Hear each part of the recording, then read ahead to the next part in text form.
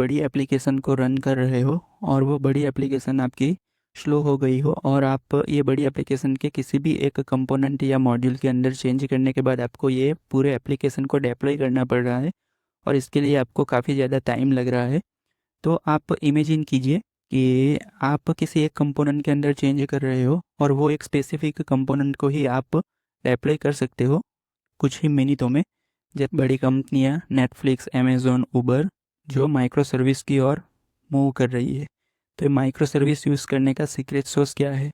तो आप ये पूरी जानकारी के लिए ये वीडियो को एंड तक ज़रूर देखिए। वीडियो को एंड तक देखने के बाद आपको क्लियरली आइडिया आ जाएगा कि आपकी एप्लीकेशन के लिए कौन सा आर्किटेक्चर सूटेबल होगा, मोनोलिथिक या माइक्रो सर्विस। तो चलिए स्टार्ट करते हैं। माइक्रो सर्विसेज को समझने से पहले सबसे पहले हमें मोनोलिथिक आर्किटेक्चर को समझना पड़ेगा। तो मोनोलिथिक आर्किटेक्चर क्या है? मोनोलिथिक आर्किटेक्चर के प्रिंसिपल्स क्या है? तो मोनोलिथिक आर्किटेक्चर क्या है कि हमारी पूरी एप्लीकेशन का जो कोड है वो एक ही सिंगल यूनिट में रहता है। जैसे यहाँ पे हमारे पास एप्लीकेशन के अंदर पेमेंट्स का मॉड्यूल है, ऑथेंटिकेशन का मॉड्यूल है, लिस्टिंग का मॉड्यूल है।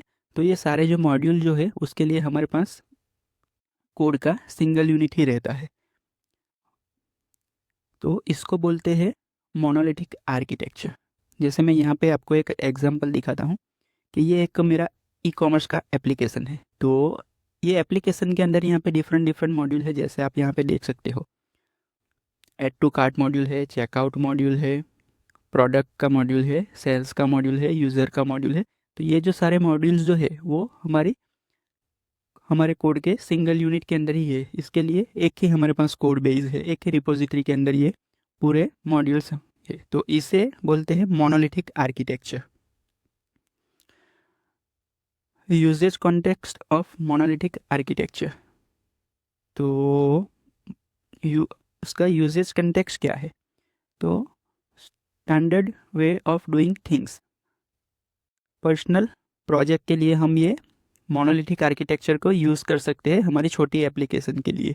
स्मॉल स्टार्टअप कंपनीज के लिए भी हम ये मोनोलिथिक आर्किटेक्चर को यूज़ कर सकते हैं। मोनोलिथिक आर्किटेक्चर के बेनिफिट्स क्या है? तो मोनोलिथिक आर्किटेक्चर जो है वो इजी टू डेवलप है, क्योंकि हमारे पूरी एप्लीकेशन के जितने भी मॉड्यूल्स जो है उसके लिए एक ही सिंगल यूनिट कोड रहता है।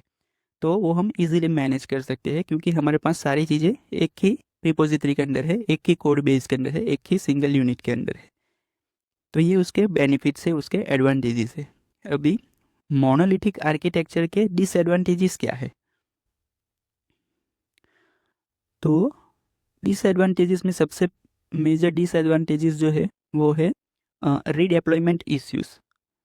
बिकॉज अगर हमारे एक ही मॉड्यूल के अंदर, फॉर एग्जांपल समझ लो कि हमारे ऑथेंटिकेशन मॉड्यूल के अंदर अगर कुछ भी चेंजेस आता है या कुछ भी बग आता है, तो उसके लिए हमें पूरी एप्लीकेशन को हमें डिप्लॉय करना पड़ता है। दूसरा जो है वो scaling challenges, can not scale individual component. यानी कि अगर एक हमारा मॉड्यूल डाउन रहता है तो उसके लिए वो एक पूरी एप्लीकेशन को इम्पेक्ट करता है। Must scale entire application as a single unit. अगर हमें उसको स्केलिंग करना है तो हमें पूरी एप्लीकेशन को स्केल करना पड़ता है। और लेक ऑफ फ्लेक्सिबिलिटी, तो यहाँ पे फ्लेक्सिबिलिटी नहीं रहती, क्योंकि सारे मॉड्यूल के लिए हमारे पास एक ही सिंगल यूनिट कोड है।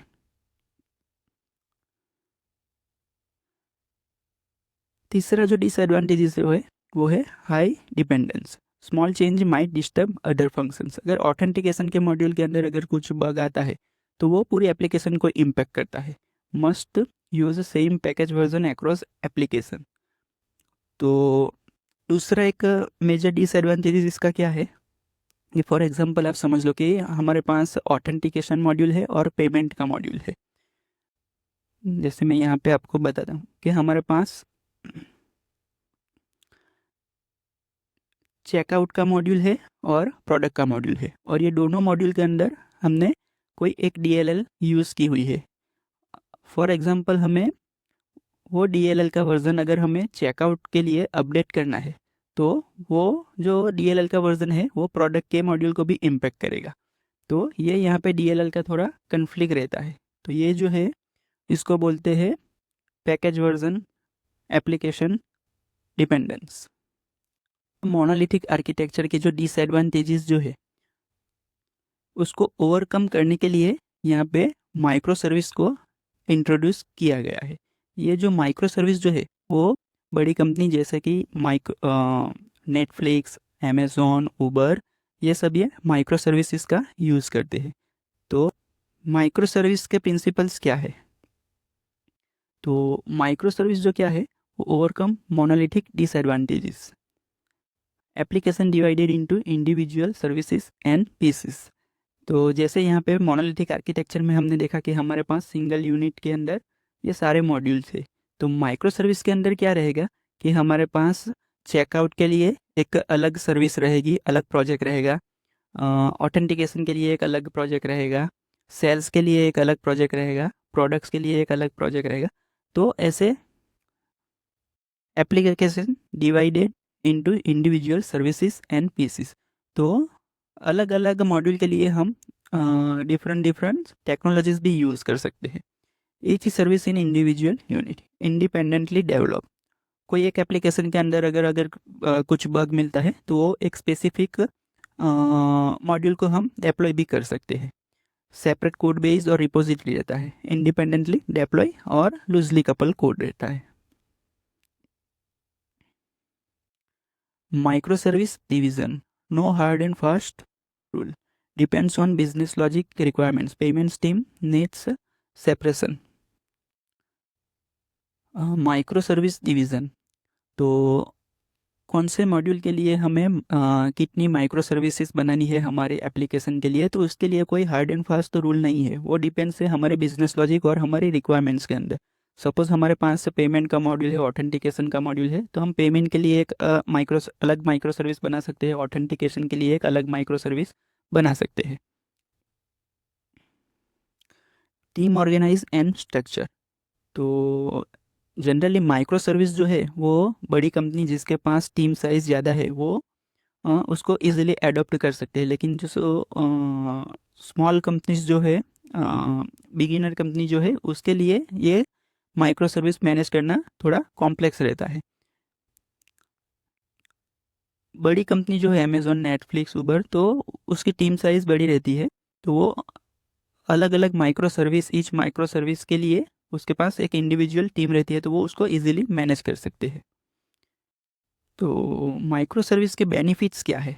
तो माइक्रो सर्विस के मेजर ये 3 बेनिफिट है। तो जैसे हमने डिस्कस किया कि अगर कोई एक मॉड्यूल के अंदर कुछ बग आता है, जैसे ऑथेंटिकेशन के मॉड्यूल के अंदर कुछ चेंजेस आते हैं, कुछ बग आता है, तो वो स्पेसिफिक माइक्रो सर्विस को हम डिप्लॉय कर सकते हैं, वो दूसरे किसी भी मॉड्यूल को इम्पैक्ट नहीं करेगा। दूसरा जो है वो फ्लेक्सिबल स्केलिंग। तो किसी एक मॉड्यूल को हम स्केल भी कर सकते हैं। जैसे हमारे पास लिस्टिंग का सर्विस है, प्रोडक्ट लिस्टिंग का सर्विस है, और उसको हमें स्केल अप करना है, उसको हमें फास्ट करना है, तो वो एक स्पेसिफिक माइक्रो सर्विस को हम स्केलेबल भी कर सकते हैं। टेक्नोलॉजी फ्लेक्सिबिलिटी, ये एक मेजर एडवांटेजेस है। जैसे हमारे पास ऑथेंटिकेशन का मॉड्यूल है, पेमेंट का मॉड्यूल है, तो जैसे हम ऑथेंटिकेशन के मॉड्यूल के लिए पाइथन का यूज़ कर सकते हैं, और पेमेंट्स के लिए हम जावा का यूज़ कर सकते हैं। तो यहाँ पे टेक्नोलॉजी को भी फ्लेक्सिबिलिटी होती है, क्योंकि दोनों सर्विस जो है वो इंडिपेंडेंट है।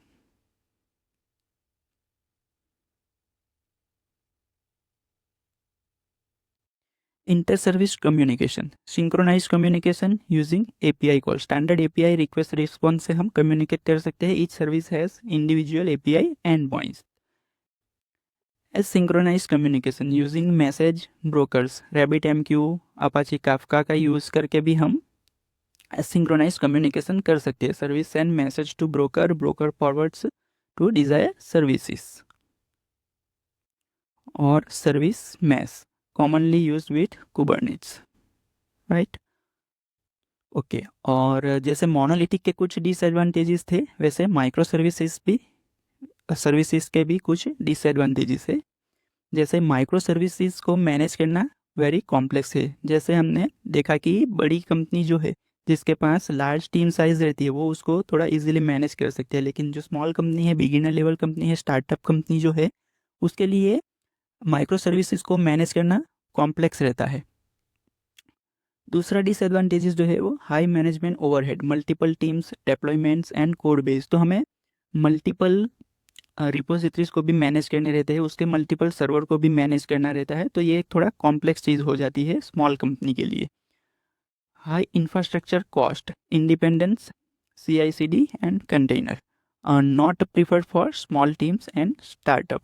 तो जैसे बिगिनर कंपनी है, स्टार्टअप कंपनी है जिसके पास स्मॉल टीम साइज रहती है, इसके लिए माइक्रो सर्विस प्रिफरेबल नहीं है, क्योंकि वो उसको मैनेज करने थोड़ा कॉम्प्लेक्स हो जाता है।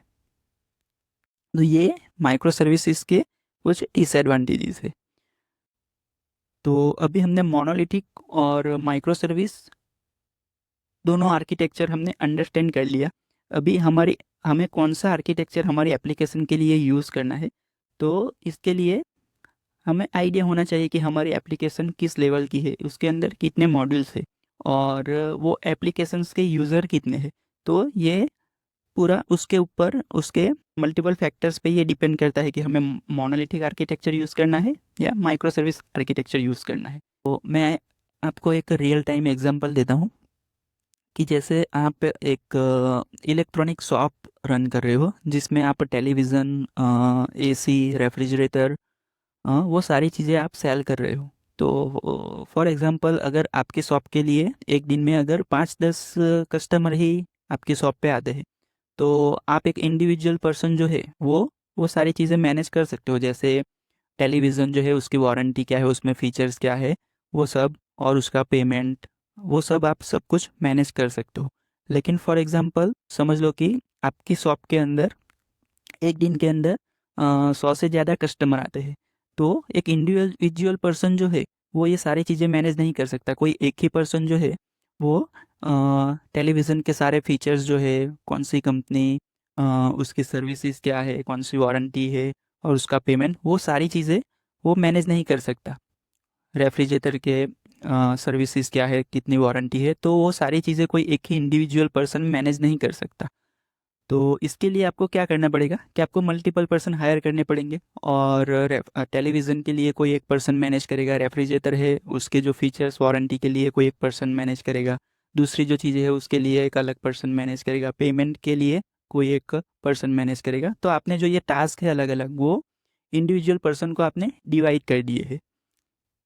तो जैसे यहाँ पे एग्जांपल में हमने देखा कि आपके पास अगर आपकी शॉप के अंदर 5-10 कस्टमर ही आते हैं, तो ऐसे सिनेरियो के अंदर आप मोनोलिथिक आर्किटेक्चर को यूज़ कर सकते हैं। अगर आपकी छोटी एप्लीकेशन है जिसके अंदर कम यूज़र है, तो उसके लिए आप मोनोलिथिक आर्किटेक्चर को यूज़ कर सकते हैं। लेकिन आपके पास अगर लार्ज एप्लीकेशन है, जैसे नेटफ्लिक्स है, अमेज़ॉन है, फ्लिपकार्ट है, ऊबर है, तो जिसमें काफ़ी यूज़र्स एट अ टाइम आते हैं, तो उसको मैनेज करने के लिए आपको माइक्रो सर्विस का यूज़ करना पड़ेगा। आई होप आपको ये समझ में आया होगा।